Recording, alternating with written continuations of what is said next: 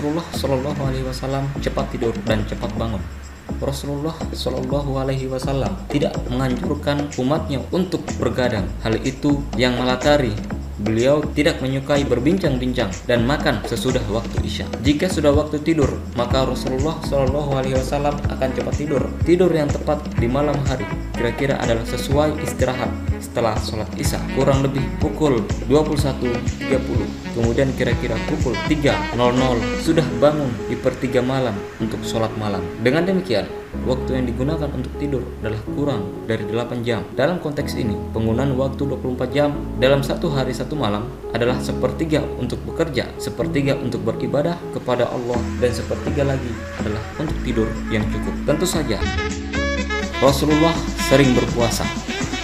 Sebagaimana dalam sebuah riwayat, Rasulullah Shallallahu Alaihi Wasallam bersabda, "Hai orang-orang yang beriman, diwajibkan atas kamu berpuasa sebagaimana diwajibkan atas orang-orang sebelum kamu agar kamu bertakwa. Dan berpuasa lebih baik bagimu jika kamu mengetahui puasa luar biasa ajaib karena dapat menyembuhkan ratusan jenis penyakit lainnya seperti tekanan darah tinggi, penyakit diabetes, penyakit asma dan saluran pernapasan, penyakit jantung dan pengerasan arteri. Puasa menyembuhkan penyakit hati tanpa efek samping, menyembuhkan penyakit kulit khususnya alergi dan al-oksma kronis. Puasa mencegah penyakit paru-paru, mencegah penyakit kanker. Puasa dianggap senjata paling ampuh dalam dunia kedokteran.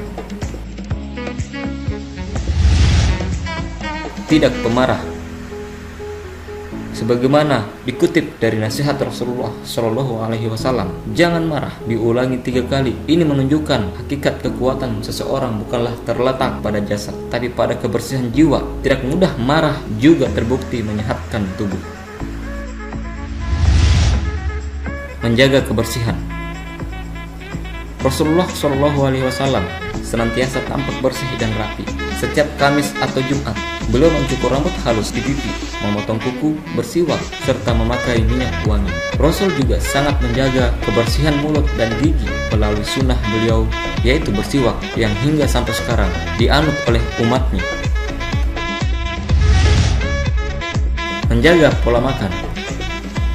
Di pagi hari pula, Rasulullah Shallallahu Alaihi Wasallam membuka menu sarapannya dengan segelas air putih yang dicampur dengan sesendok madu asli. Pada dasarnya, madu bisa menjadi obat berbagai penyakit. Ditinjau dari ilmu kesehatan, madu berfungsi untuk membersihkan lambung, mengaktifkan usus-usus, dan menyembuhkan sembelit, wasir, dan peradangan. Sebagaimana diriwayatkan oleh Ibnu Abi Omar dari Sufyan, dari Ma'mar, dari Zuhairi, dari Urwah, yang bersumber dari Aisyah radhiyallahu anha. Minuman yang paling disukai Rasulullah Shallallahu Alaihi Wasallam adalah minuman manis yang dingin. Masuk waktu duha, pagi menjelang siang, Rasulullah Shallallahu Alaihi Wasallam senantiasa mengonsumsi 7 butir kurma ajwa matang. Rasulullah Shallallahu Alaihi Wasallam pernah bersabda, barang siapa yang makan 7 butir kurma, maka akan terlindungi dari racun. Hal itu terbukti ketika seorang wanita Yahudi menaruh racun dalam makanan Rasulullah pada sebuah percobaan pembunuhan di perang Khaybar. Racun yang ditelan oleh Rasulullah Shallallahu Alaihi Wasallam kemudian dinetralisir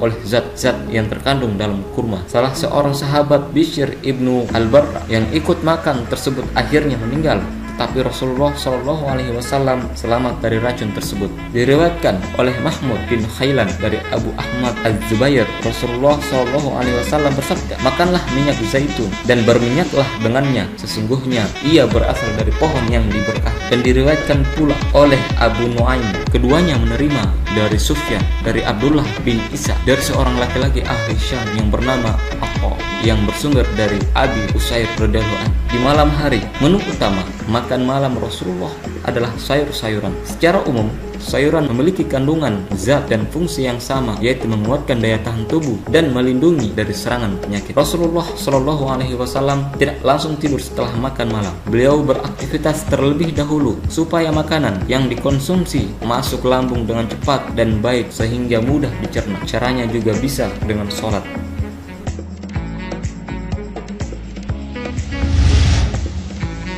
Berolahraga.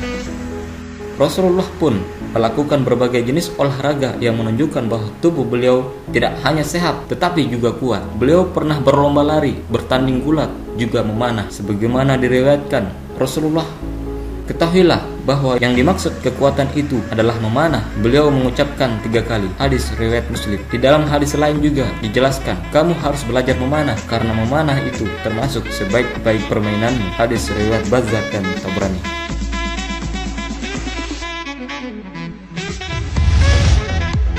Bersosialisasi.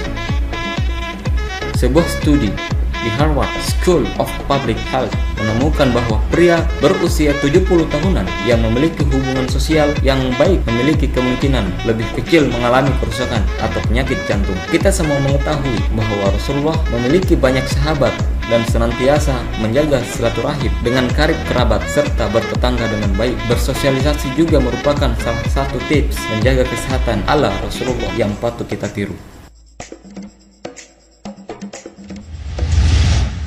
Berbekam. Sa'id bin Jubair berkata dari Ibnu Abbas radhiyallahu anhu bahwa Rasulullah shallallahu alaihi wasallam bersabda, kesembuhan dapat diperoleh dengan 3 cara. Pertama, dengan meminum madu dengan obat herbal. Kedua, dengan berbekam atau hijamah. Dan ketiga, dengan terapi besi panas. Dan aku tidak menganjurkan umatku untuk melakukan pengobatan dengan besi panas. Hadis riwayat Bukhari.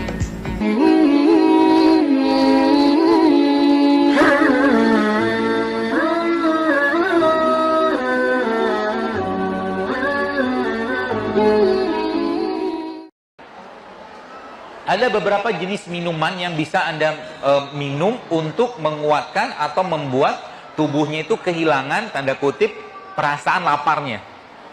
Yang pertama, kopi. Kopinya pahit tapi. Pakai gula. Ya, jadi kemarin saya ngisi di mana salah satu kantor lah di daerah Medan Merdeka gitu. Ada bapak-bapak pulang. Karena dia bilang, saya nggak mau dengar kajian Dr. Zaidul karena saya nggak boleh minum kopi. Terus siapa yang melarang? Saya tidak melarang minum kopi, tapi jangan pakai gula pasir. Itu aja. Kalau minum kopi pakai apa? Pakai kurma. Jadi kopinya pahit, makan kurma, kan manis. Betul nggak? Anda butuh manisnya dari gula atau butuh karbohidratnya? Kita butuh karbohidratnya kan? Ya sudah, minum kopi tapi makan kurma. Lama-lama terbiasa sendiri. Akhirnya apa? Selera makan atau selera atau hormon ghrelin ditekan sama dia. Itu yang pertama. Itu tadi kopi. Berarti perempuan minum kopi nggak apa-apa? Nggak apa-apa sebenarnya. Dan kopi itu memang mengandung antioksidan. Yang khawatir, asal jangan tambah susu atau kental manis kalau bahasa sekarang gitu kan. Nggak apa-apa, minum kopi aja. Ya. Apakah kopi bisa untuk mengobati ngantuk? Kalau saya sih nggak ngantuk tidur aja. Karena saya minum kopi justru malah makin ngantuk. Ya, seperti itu. Itu pada berapa jam tadi? 20. Ada satu minuman lagi yang bisa Anda pakai untuk menekan rasa lapar tadi. Yang tadi pertama kan kopi, yang kedua teh hijau. Tapi jangan saset. Ya, atau ocha mungkin kalau bahasa Jepang. Jangan sasetan. Atau kalau enggak mau tambah lagi, ada satu sayuran yang bisa digunakan untuk menekan rasa lapar. By science ya, yang saya tahu ya. Namanya apa? Okra. Okra bisa. Bapak-bapak nggak tahu okra juga nggak apa-apa lah. Anda cukup terima jadinya aja. Okra. Okra itu apa? Nanti lihat aja. Lihat di browsing ya. Jadi minum terus ya, terus minum ya. Nanti akhirnya apa? Akhirnya kulkasnya kan tadi kan kulkas tuh yang glikogennya. Kemudian ada namanya tadi freezer. Freezernya tadi, lemak-lemaknya tadi itu bisa diakses dan akhirnya dia diubah menjadi energi untuk diubah menjadi gula lagi. Jadi sebenarnya kalau Bapak Ibu mulai tidak banyak-banyak makan, proses begini akan terus-menerus terjadi. Yang sekarang dikenal sebagai intermittent fasting namanya. Intermittent fasting, dan secara saintifik intermittent fasting itu manfaatnya banyak, luar biasa. Pertama, dia akan berperan dalam memperbaiki penyakit-penyakit metabolik seperti diabetes, jantung, kolesterol, asam urat. Caranya gimana? Lamain laparnya. Lamain laparnya.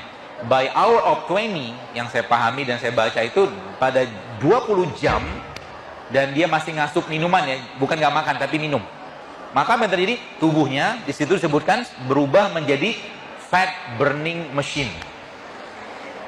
ya, berubah menjadi mesin pembakar lemak.